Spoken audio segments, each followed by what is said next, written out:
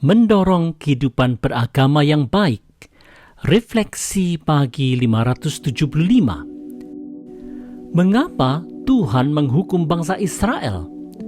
Mari lihat Hosea 4 ayat 1 dan 2. Dengarlah firman Tuhan, hai orang Israel, sebab Tuhan mempunyai perkara dengan penduduk negeri ini, sebab tidak ada kesetiaan dan tidak ada kasih dan tidak ada pengenalan akan Allah di negeri ini. Hanya mengutuk, berbohong, membunuh, mencuri, berzina, melakukan kekerasan dan penumpahan darah menyusul penumpahan darah. Saudara-saudara, ketidaksetiaan bangsa Israel kepada Tuhan berwujud dalam tindakan-tindakan jahat yang dilakukan kepada sesama manusia. Bangsa Israel telah gagal menjadi saksi Tuhan yang setia dengan perilaku jahat mereka. Kasih kepada Allah memang harus terwujud dalam kasih kepada sesama manusia. Itulah yang seharusnya. Saudara-saudara, sebagai orang Kristen Indonesia, kita patut bertanya, apakah situasi kebobrokan moral yang disebutkan oleh Nabi Hosea masih ada di Indonesia, termasuk di kalangan Kristen? Bila masih banyak aksi saling kutuk, penipuan, pembunuhan, pencurian, perzinahan, dan kekerasan, sudah sepatutnya lah kalau orang mempertanyakan apa gunanya agama dalam konteks negara Pancasila di Indonesia. Kalaupun masih ada orang Kristen yang bertindak demikian, patutlah dia bertobat. Kalau kehidupan beragama di Indonesia tidak mendorong orang untuk bertindak baik kepada sesama manusia, maka tidak hanya Allah murka, tetapi agama akan kehilangan legitimasi sosialnya. Bukankah demikian?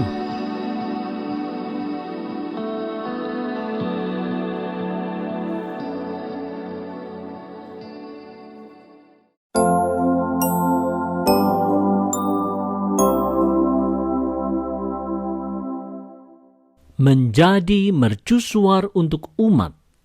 Refleksi pagi 576. Apa hukuman Tuhan atas ketidaktaatan bangsa Israel?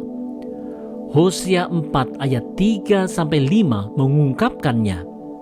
Sebab itu negeri ini akan berkabung. Juga binatang-binatang di padang dan burung-burung di udara, bahkan ikan-ikan di laut akan mati lenyap.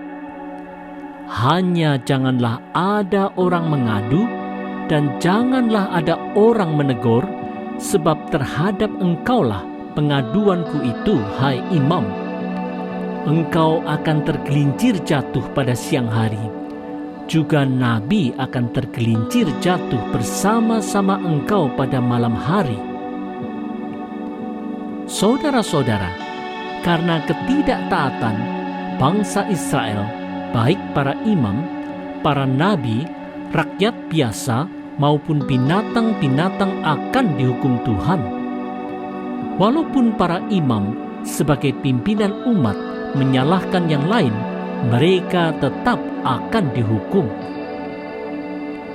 Saudara-saudara, para imam dan para nabi adalah pelayan Tuhan yang sangat menentukan jatuh bangunnya kondisi kerohanian bangsa Israel.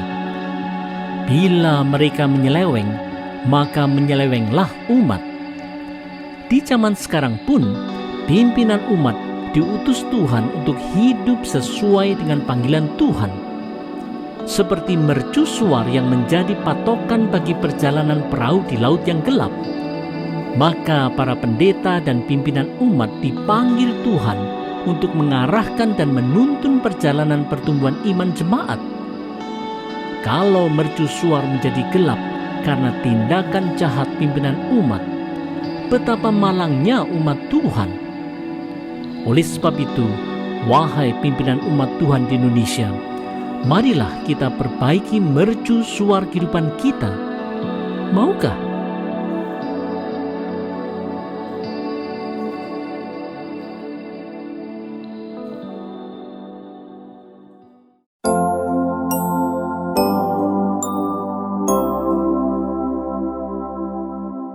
Mengajar firman dengan setia, jelas dan relevan.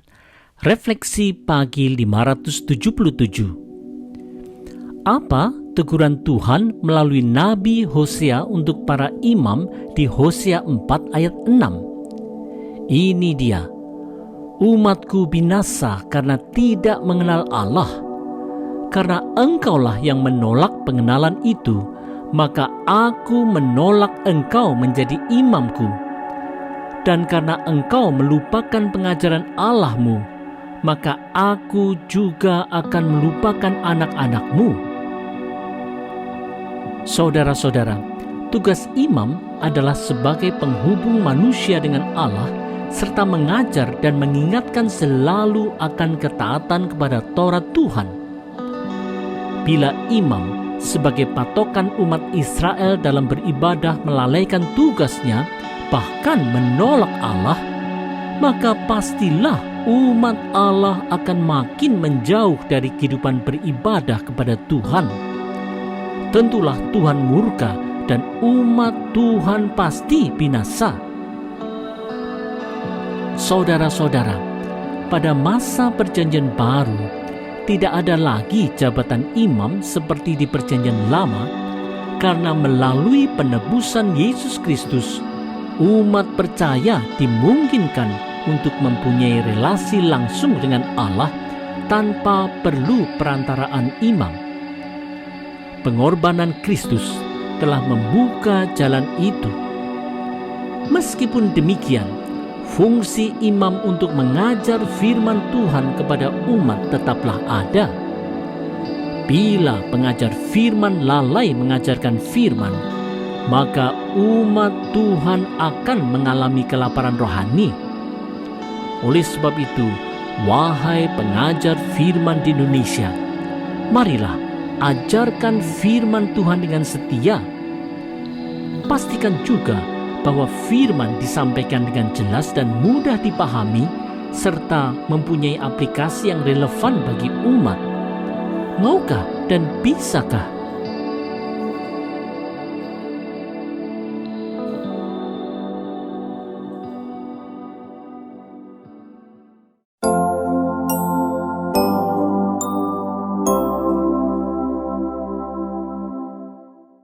Tidak menjadi pagar yang makan tanaman. Refleksi pagi 578. Tuhan Allah menegur para imam di Hosea 4 ayat 7 dan 8 yang tidak menjalankan panggilan Tuhan. Ini tegurannya. Makin bertambah banyak mereka, makin berdosa mereka kepadaku. Kemuliaan mereka akan kutukar dengan kehinaan. Mereka mendapat rejeki dari dosa umatku dan mengharapkan umatku itu berbuat salah. Saudara-saudara, para imam dipanggil Tuhan untuk menjadi pelayan dalam ibadah korban di bait Allah. Mereka diberi tanggung jawab untuk menjaga kondisi kerohanian bangsa Israel.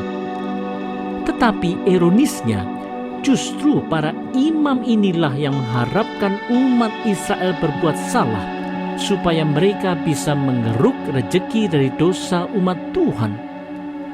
Betapa bobroknya kerohanian para imam ini. Tak heran Tuhan menghukum mereka. Saudara-saudara, pagar makan tanaman. Demikianlah pepatah yang menggambarkan kondisi pelayan Tuhan yang bukannya melayani dan menjaga umat Tuhan, tetapi justru mengeruk keuntungan dari umat. Ini sungguh hal yang tercela di mata Tuhan. Apakah pelayan Tuhan yang seperti itu ada di masa sekarang ini di gereja Tuhan di Indonesia?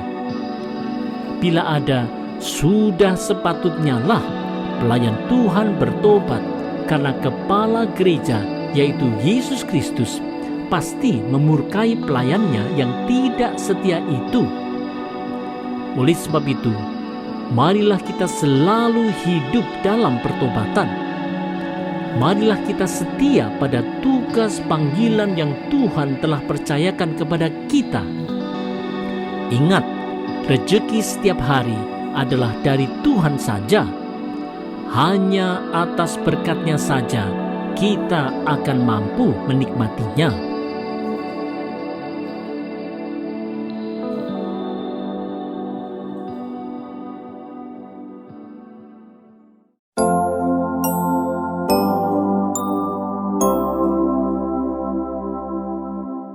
Tidak seperti ember bocor.